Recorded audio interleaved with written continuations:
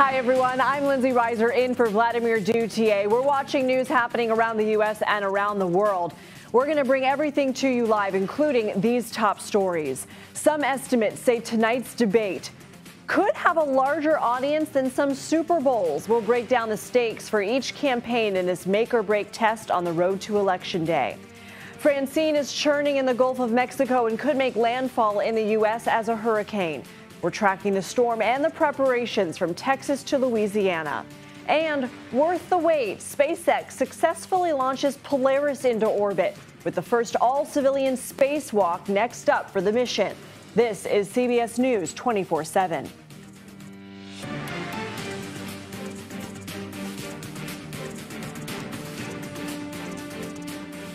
We are just hours away from the first and potentially only presidential debate between Vice President Kamala Harris and former President Donald Trump.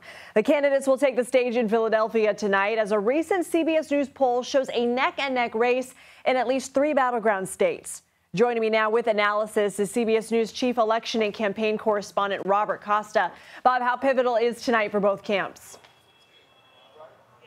It's great to be with you. I'm here in the spin room in Philadelphia. This is a battleground state, but the entire country is paying attention to this debate tonight. For Vice President Kamala Harris, the stakes are high. She has sat for an interview since she became the Democratic nominee, but much of the country is just starting to pay attention to this presidential race.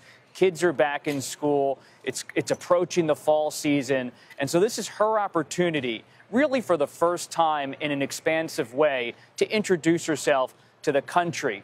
And she wants to project, I'm told, that she is the fresh candidate, a new candidate, even though she is, of course, part of this incumbent administration. For former President Donald Trump, his prep has been rather informal, talking about his different points, his arguments with his aides behind the scenes. But he wants to call himself the change candidate in this election, not allow the vice president to have that mantle, but to say that he's someone who's railing against the political establishment, especially when it comes to issues like the economy and border security. What can you tell us about the rules? Who will stand where? Who's going to have the final word? This debate will take place tonight just about a block or two away from Independence Hall in Philadelphia. So this is an area of the city that is drenched in American history. And this debate will take place in a theater area in the Constitution Center, which is a nearby museum about venerating the Constitution and American constitutional values. I've actually been in this event space many times over the years. It's a small room, so you'll actually have Vice President Harris and former President Trump relatively close together, standing just a few feet apart. While one candidate is speaking, the other candidate's mics will be muted, but they will be in close proximity to the two moderators from another network. So there's a possibility that sound is heard regardless of the muted mics. Why are these debates being produced by networks as opposed to the Commission of Presidential Debates? There is no law dictating that presidential debates need to be nonpartisan or done by a commission.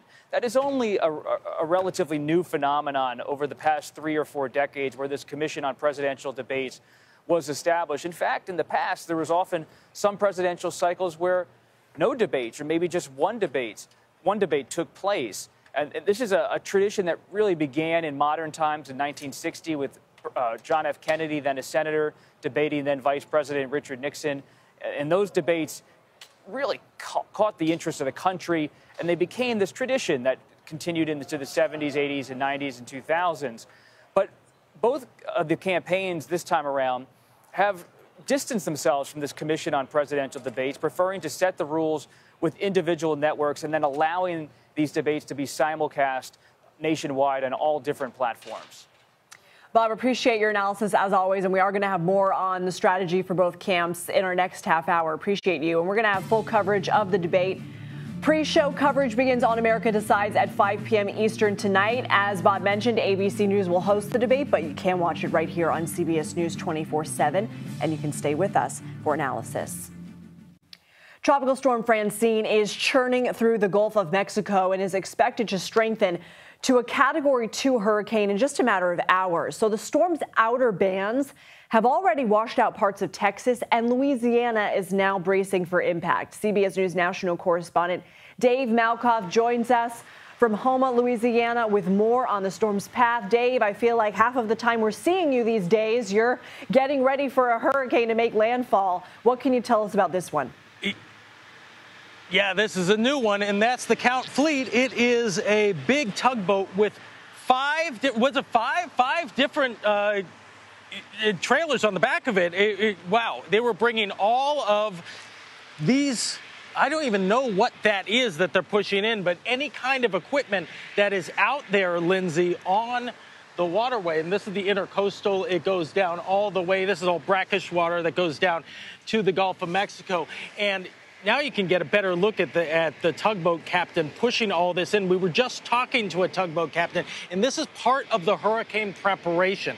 They take all that equipment that is down there, and then they bring it far upstream, and they tie it to either a tree or a hurricane mooring that they can have out there to make sure that it's not in the direct path of the hurricane coming through. This is a very serious situation because we're talking about a Category 2 hurricane with maximum sustained winds up to 100 miles an hour, Lindsay.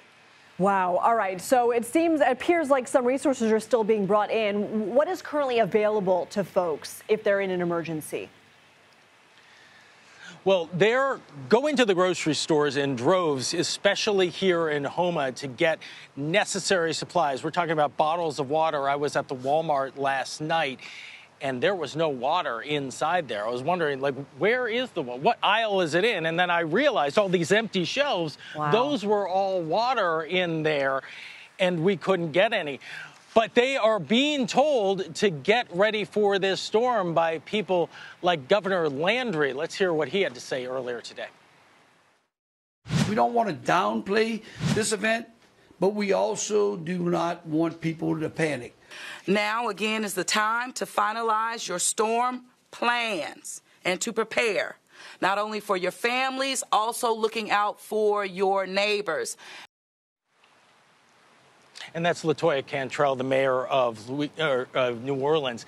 We are in southern Louisiana in Houma, and these southern parishes are the ones that really take a lot of the hit from this storm, Lindsay, because what happens is the storm comes in, it hits the barrier islands out there, like that sit out on the very outer edge of the southern part of Louisiana, and then there's all of these brackish areas that are usually in the past was a lot of protection, but over the decades you've had water subsiding from there, you've had sea level rising, you've also had this instance where you don't actually have enough material coming down the Mississippi River and building more land. So the bottom part of Louisiana is disappearing, and that's becoming a threat for this area, especially Houma and Louisiana. Well, I hope you and your crew found water. Obviously, I hope you guys continue to stay safe as you expect this storm. Dave, thank you. Let's bring in CBS News Philadelphia meteorologist Grant Gilmore with a look. Grant, what's in store for them?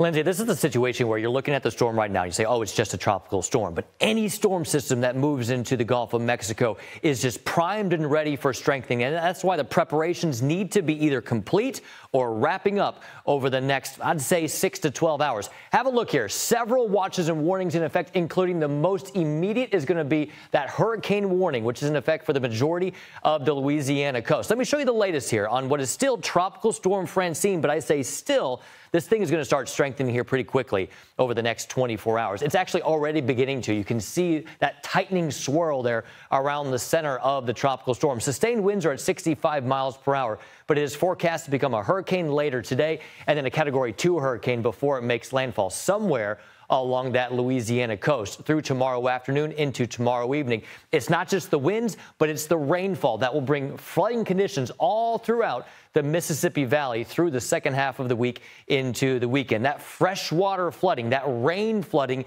could amount to some places receiving over a foot of rainfall, but in the immediate path of Francine, rainfall totals could range between 8 to 10 inches. It's not just the rain, it's not just the wind, but the surge. Some places could see a 5 to 10 foot surge. That's water being pushed ashore onto abnormally and what is usually dry ground. Lindsay, it's a serious situation that people need to take seriously. Okay, Grant, appreciate it. Thank you. High temperatures along the West Coast are fueling several large wildfires in California, which have already scorched thousands of acres and forced tens of thousands of people to evacuate their homes. Governor Gavin Newsom has called in the National Guard to join the nearly 2,000 firefighters that you see on your screen here that are battling the largest wildfire. This is known as the Line Fire. It's burning east of Los Angeles in Southern California's mountain communities. And these firefighters are dealing with triple-digit heat as they try and put these flames out and knock down some of this fuel. CBS News senior national and environmental correspondent Ben Tracy joins me now with more. So, Ben, what are you seeing today that's different from yesterday, and where do things stand?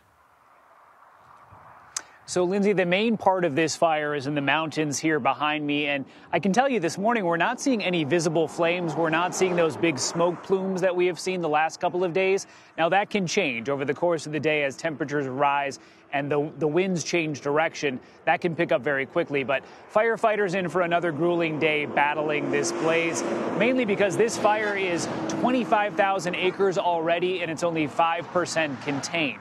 And as you mentioned, the heat is a big issue for firefighters to deal with. The good news is it's going to be a little cooler today, but by cooler, instead of 105, it's going to be about 95. But the cooling trend continues for the next couple of days. We'll actually be down in the low 80s, high 70s. That should give firefighters a chance to gain the upper hand on this thing. But one of the biggest problems we're dealing with, and you can kind of see it in the air around me here, is all the smoke from not only this fire, but several other large fires in the area here in Southern California. That has made the air quality really nasty in this area, and they've had to issue air quality alerts because as you breathe this stuff in, you're actually breathing in these fine particles that lodge in your lungs, so it can become a real health issue. So, Ben, let's go ahead and just let viewers know, do you guys have masks just to make sure that you guys are also being safe? We do. We have masks, we have goggles, because you also get ash in your eyes. So these are things, you know, not only the folks covering this, but obviously the people that live around here, but first and foremost, the firefighters who have to get up close and personal with this stuff. Okay, Ben, always appreciate you. Thank you so much.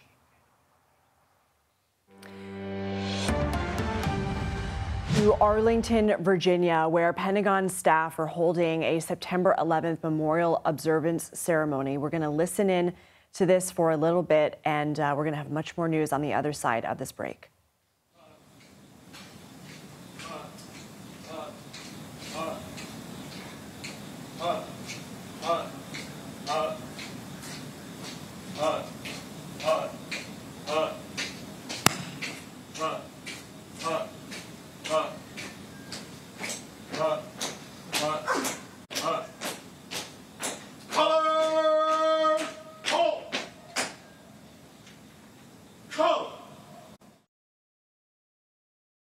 The Gaza Health Ministry says an Israeli airstrike has hit a humanitarian zone.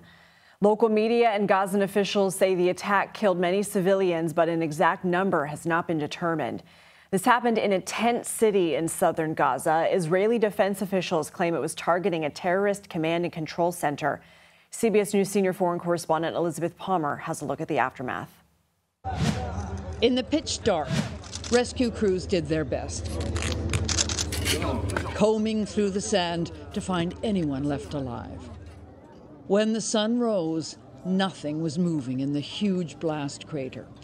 Homes, possessions, whole families were blown away by these airstrikes. People flew, Ayad Mahdi told reporters. It's indescribable, body parts. We had to dig our children out from under the sand. The target was inside Al-Mawasi camp, an 8-mile-long strip of beach-turned-tent city, now shelter for more than 500,000 Gazans. Also, says the Israeli military, a densely populated hiding place for Hamas fighters. At the hospital, medical staff examined still shocked survivors and collected the dead. So it's pretty difficult, even now, well over 12 hours after the airstrikes, to pin down how many people were wounded and killed. You have to picture the situation. There's no heavy digging equipment, and so the rescue crews are still trying to find bodies in the sand. Our colleague in Gaza says that 19 bodies ended up in the hospital, and another 20 tents, he estimates, disappeared, but it's still going to take time before we get exact numbers. Lindsay? Elizabeth, what is the reaction in Israel to the deadly strike? Israeli media reaction to these events concentrates on what the IDF is saying about the point of the strike. So, Israelis are hearing that some very senior Hamas commanders were killed in this strike. And although they do mention that it was in a humanitarian area, which obviously raises the ethical question of whether it's right ever to fire that kind of munitions into a densely populated civilian area. It's safe to say the Israelis are simply not seeing the kind of graphic images of the damage or the casualties that Americans are.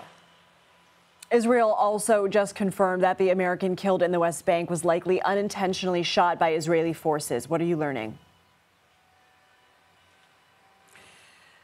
Well, we were up in the area where the shooting occurred yesterday. And there is no question that the Israeli soldiers had a clear line of sight to where the group of activists, including Aysenur Egi, were standing. There were also some other people, Palestinian activists, in the vicinity. Very hard to know what exactly was going on. However, the Secretary of State, Anthony Blinken, has said today, no matter what, the attack was unprovoked, or rather the shooting was unprovoked and unjustified, and that nobody should pay with their life for attending a demonstration. Elizabeth, thank you. U.S. Secretary of State Antony Blinken will make a trip this week to Ukraine amid the ongoing war with Russia. UK Foreign Minister David Lammy will join Blinken on the trip. And at a news conference today, Blinken and Lammy said their respective countries are prioritizing security assistance to Ukraine. CBS reporter Olivia Gazis has more on this trip. So, Olivia, what can you tell us about the timing and intent of the visit? Sure, Lindsay. Well, the secretaries jointly announced today that they're making this trip to Ukraine this week. It'll be the first such trip by both ministers to Kyiv in over a decade, they said. And it's a trip as much about showing solidarity as it is to inquire about the kind of support that Ukraine needs going forward.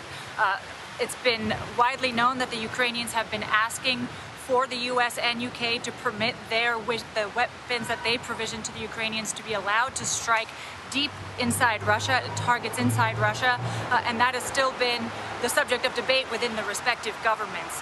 Today, Secretary Blinken, when he was asked about it, said that there was always a deliberative process. The U.S. has always adapted and adjusted its policies to meet the battlefield needs of Ukraine.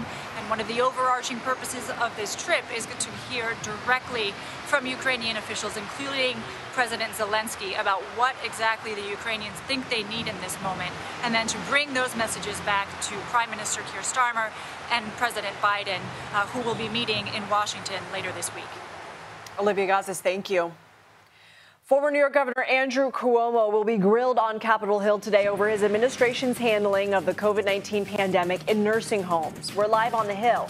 You're streaming CBS News 24/7.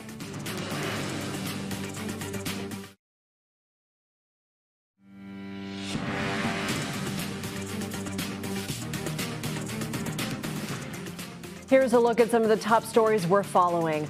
Several wildfires are burning through Southern California right now. Showing you images right now from the airport fire in Orange County. Mandatory evacuation orders are in place as the flames torch thousands of acres. Officials believe this fire was likely sparked by public works crews using heavy machinery in the area. Now, this is different from the line fire where we saw Ben reporting from the San Bernardino Mountains earlier. Firefighters, though, were still battling triple-digit temperatures and steep terrain as they work to contain all these fires in the area. Hopefully, cooler weather will give them the upper hand in the coming days. We're also following that ongoing manhunt for the shooting suspect accused of opening fire on a Kentucky highway on Saturday. An arrest warrant revealed the suspect, Joseph Couch, sent a chilling text message minutes before the attack saying, quote, "I'm going to kill a lot of people." 5 people were injured in the incident. And in Georgia, students are returning to school today in Barrow County 6 days after the deadly shooting in the school district left 4 people dead. There's still no return date set for students at Appalachia High School where the fatal incident took place. A 14-year-old suspect is charged as an adult with 4 counts of murder. His father is also facing charges including involuntary manslaughter. We want to take you now to Capitol Hill, where House leaders are holding a press conference after a closed-door meeting. House Speaker Mike Johnson is speaking. We honor gold medal families, and we remember September 11th, that freedom is precious, and the people who are willing to devote and even offer their lives in service to that should be duly honored. Let me address the CR and the SAVE Act. We had a good meeting with conference just now, some very thoughtful discussion with all the House Republicans. And let me just explain very briefly and very simply why I think this is the appropriate thing for us to do. We have 2 primary responsibilities upon us right now. I mean the Congress, the House of Representatives, and that is to responsibly fund the government and to do everything within our constitutional authority to ensure that we have a free and fair election. Everyone in this country is concerned about that. How can I say that? Because I've been traveling the country nonstop. As of the end of last week, I have done campaign and fundraising events, large events, in 198 cities across 39 states, coast to coast, from Washington State to Miami, from Maine to California, all points in between. It does not matter where I am or what public forum it is. Every single time, almost without exception, in all of those cities, every time, open it up for audience questions. The first or second question is about election security. The American people in blue states and red states, in big cities in rural America, they're worried about this. We have to do what we can. The SAVE Act is a response to what we deem to be one of the immediate threats, and that is illegals voting. How can we say that? They say it's not really a problem, Democrats say. It's already against federal law. It is against federal law, but so is minors buying alcohol. But we still require identification to do it. Why? Because just because something's on the books doesn't mean people are going to comply. You don't get to go into a liquor store or to go buy cigarettes and check a box and say, oh, yeah, I'm 21. Give me the product. That's not how it works. It's not logical. It is an exceedingly logical thing to require the states to request proof of citizenship before they sign somebody up to vote. This is happening across the country. Pennsylvania is a very important swing state. Thousands of illegals are on the voter rolls there. Georgia, thousands of illegals on the voter rolls. Ohio, Texas, across the board, across the country, every time, Virginia, every time a state looks at this, they find that it is happening. We are in an era of razor-thin election margins, right? The polling right now in the presidential is the closest that it's ever been. I don't put much stake in that. I'm convinced Donald Trump's going to win the White House, and I can't wait for it to happen. But it will be decided by a narrow margin, if you believe the polls. We have members of Congress, as you know, Marionette Miller Meeks won her first election in 2020 to Congress by 6 votes. We have members in California who have won their, Garcia, Duarte, and others, won their districts by 200 votes, 300 votes. It matters. If you have a few thousand illegals participating in an election in the wrong place, you can change the makeup of Congress, and you can affect the presidential election. The American people understand this. It is an 87% issue. It's almost 90-10. Doesn't matter what party people are in. They demand, they want us, and they deserve us to take this action and make sure that illegals cannot taint the election. Only U.S. citizens should vote in U.S. elections, and the Democrats apparently don't agree with that. We have been listening to this press conference, weekly press conference from House GOP leaders. We're listening to Speaker Johnson right now. And he was talking about an effort to parlay a government funding stopgap measure with the SAVE Act, which would prevent undocumented immigrants from voting, which is already a law on the books. I want to go ahead and bring in CBS News congressional correspondent Scott McFarland, who joins me now. So, Scott, we discussed this yesterday. It appears, by the way, I should mention that Johnson does not have the votes for this stopgap measure. So back to the drawing board. But he's talking and sort of comparing the idea of undocumented immigrants voting in elections to minors being allowed to, not being allowed to drink alcohol and buy alcohol, saying that just because there's a law in the books doesn't mean it's not happening. Has Johnson or other GOP leaders provided evidence that this is rampant?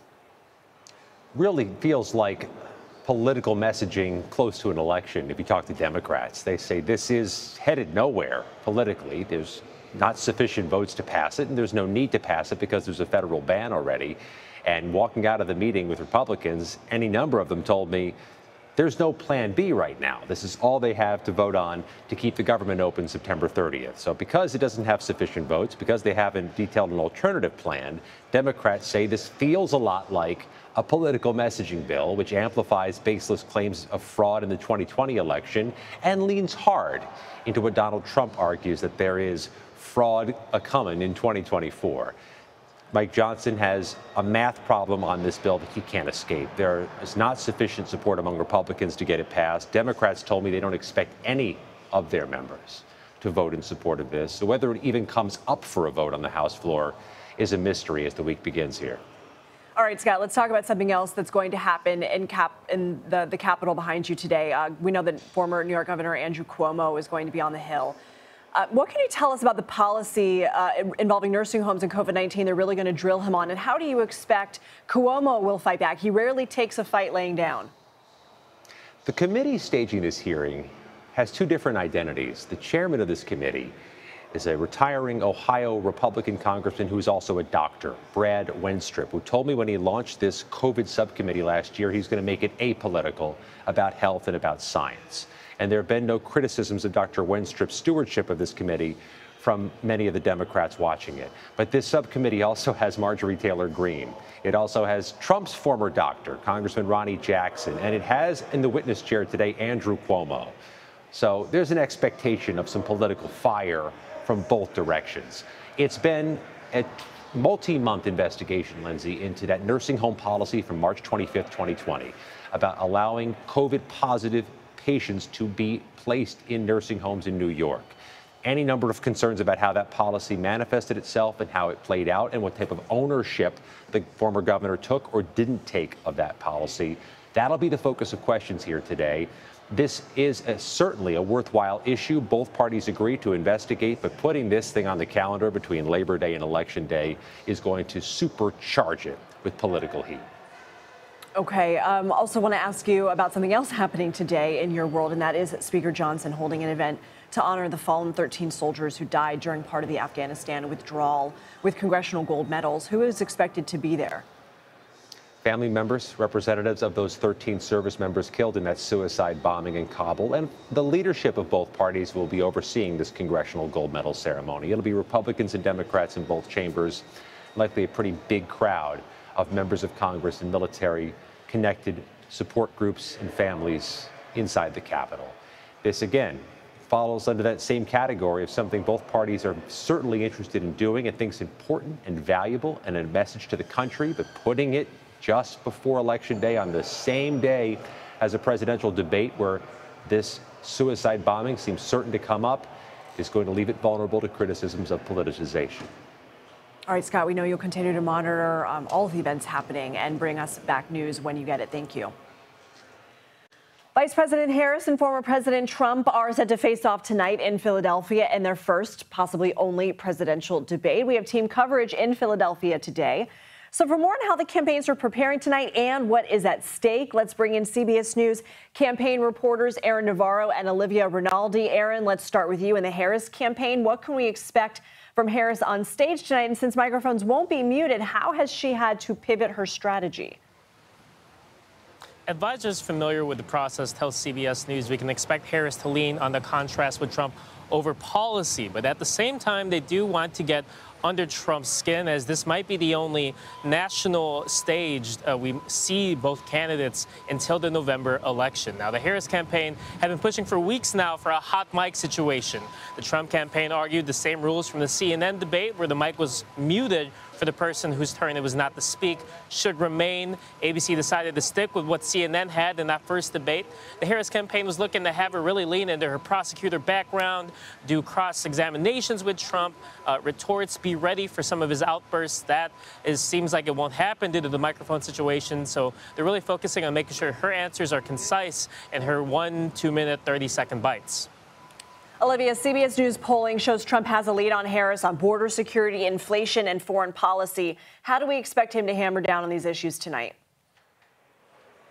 Yeah, Lindsay, these issues are key to the Trump campaign. We often hear him talk about immigration and the border, and we suspect tonight that is going to be central to a lot of his policy points that he's going to make. On a press call yesterday, advisors like Jason Miller told us that those are the central key talking points. And really what the key is here is that they're going to be tying Harris back to the Biden administration. That's their goal tonight, is to let Americans know that are watching that whatever you're feeling about high prices or inflation, they're going to try to tie that back to Vice President Kamala Harris, try to make sure she's not getting away from that record that they feel they're more strongly able to make to the American people. So that's the goal there. But, you know, to the debate prep questions that Aaron just got and what we were talking about, Trump says he's not holding these formal policy discussions like Harris, these over-prepared,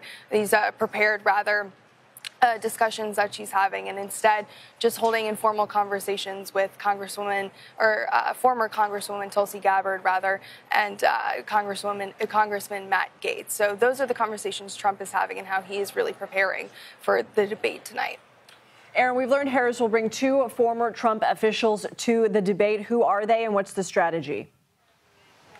Former Pence advisor Olivia Troy, as well as former White House communications director under Trump, Anthony Scaramucci, will be doing a presser right before the debate, will be present as somewhat surrogates for the Harris campaign. It's all part of a strategy to bring up former Trump officials and that are against him now in his 2024 bid. They aired an ad in battleground states that featured his former vice president, Mike Pence, talking about how he is, quote, unfit for office and a threat to democracy. It's all part of a strategy to try and cut into some of the more moderate Republican support Trump has, as well as get a point or two in those rural counties where Democrats and the Harris campaign believes if they get those points taken off and towards their column, it'll help them win those battleground states. Aaron, real quick, what does success look like for Harris tonight? From talking to voters, they really want to hear her talk about policy. And the campaign and Democrats I've talked to acknowledge that Harris is just not as well known as Trump. This is about 90 minutes or so for her to define herself to a big audience, talk about her record. And that's what some of the more Democratic voters I've been talking to in Pennsylvania are looking for, clarity on where she stands on the issues. Olivia, what about for Trump? The Trump campaign has said that what would be a successful night for them is, one, hammering Harris on a lot of these policy points and tying her back to the Biden administration. That is what they have said their goal is ultimately tonight. Trump feels that he's known to the American voter. Their advisors feel that the onus tonight is really on Vice President Kamala Harris. Aaron and Olivia, thank you. A reminder, we'll have full coverage of the debate between Harris and Trump, hosted by ABC News, but you can watch it on CBS News 24/7. Pre-show coverage begins on America Decides at 5 p.m. Eastern. Well, authorities are calling for mandatory evacuations in 3 Louisiana coastal communities as Tropical Storm Francine churns toward the state. It's expected to be a hurricane by the time it makes landfall. And earlier, Michael Breton, the director of the National Hurricane Center, joined CBS News 24/7 and discussed the storm's path. Well, you know, the most immediate threat that, you know, people along the coast of Louisiana are going to face is the life-threatening storm surge inundation. And we have a storm surge warning in effect for much of the Louisiana coastline. We're particularly concerned about this area from Cameron through Vermilion Bay over to Port Fourchon, where we could see 5 to 10 feet of inundation above ground level. So that's why they've called for evacuations in some of these parishes along the Louisiana coast. So we want people to try to get out today because the conditions are going to really deteriorate quickly tomorrow. And then from the wind perspective, when you start talking about a Category 2 hurricane, we have hurricane warnings in effect for much of the Louisiana coast as well, all the way from Grand Isle all the way over to Sabine Pass. Everywhere you see in red here, even a little ways inland, that's an area where you could see widespread power outages, some structural damage, tree damage, and it'd be a very dangerous day to be outside tomorrow. So everybody in those storm surge and hurricane warning areas in particular is going to want to be in their safe place to ride out the storm kind of by nightfall tonight at the latest, and be prepared to shelter in place through the day on Wednesday. Let's bring in CBS News meteorologist Grant Gilmore. So, Grant, in addition to those areas that are going to feel the full impact, there are areas in Francine sites that have already seen, what, half a foot to a foot of rain dumped on them? Some places in southern Texas down towards Brownsville already getting some of those outer bands, Lindsay. And that's going to continue as the storm moves to the north. But this is a critical time period within the next 24 hours where we see how Francine strengthens. And one of the ways that we can get a better idea of what's going to happen so we can put together a better forecast is we send the hurricane hunters and they fly into the storm to monitor and record the weather information for what's happening inside the storm. One of those hurricane hunters just made a pass right through the center of the storm, and they found estimated surface wind speeds around 67 miles per hour. Now, that is below hurricane strength, but we've seen on the radar presentation is a strengthening hurricane. You see some of those tighter wind bands there, rain bands, right around the center of the hurricane. And that's an indication that we're starting to see this, what is now a tropical storm, get a little more organized. It still has a little ways to go as it tracks to the north, but those waters in the western Gulf of Mexico are relatively warm, and that will be the fuel for Francine to strengthen over the next 24 hours. Still forecast to be a Category 2 hurricane with wind speeds of 100 miles per hour before making landfall. Now, this is the 8 o'clock advisory. We will get a new update from the Hurricane Center at 11 o'clock to give us not just how strong it is, but we'll get a new cone for where the storm is forecasted to go. Regardless, in addition to the wind and the storm surge you just heard the director talking about, it's going to bring a lot of rainfall to portions of the south central Gulf Coast. Some places could pick up to an additional foot of rainfall on top of some of the rain that they've already seen over the last 24 hours. That surge, though, an immediate concern right along that Louisiana coast, 5 to 10 feet of that water being pushed onto what is usually dry ground. Meanwhile, over on the west coast, we have an ongoing threat for some elevated fire conditions, breezy and dry conditions a concern. Meanwhile, the northeast enjoying pleasant, more fall-like conditions with temperatures in the lower 80s. Lindsay, over to you. Grant, thank you. Calls are growing for some of the New York City mayor's top aides to resign amid a federal corruption probe. We're going to have the latest and how the mayor is responding. You're streaming CBS News 24/7.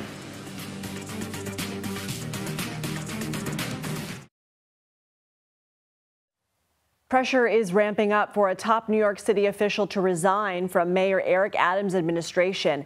Police Commissioner Edward Caban is one of several people being investigated by the FBI for possible corruption. I want to bring in CBS News New York reporter Derek Waller. Derek, what exactly is the NYPD commissioner being accused of, and how is the mayor responding? Lindsay, it's unclear exactly what the FBI is investigating, but I can tell you it was not just the commissioner's phone that was seized. They also seized the phones of several other high-ranking police officials, as well as other members of Mayor Eric Adams' inner circle, including the deputy commissioner of public safety and the school's chancellor, who, by the way, happened to be brothers, as well as another deputy mayor as well, Sheena Wright.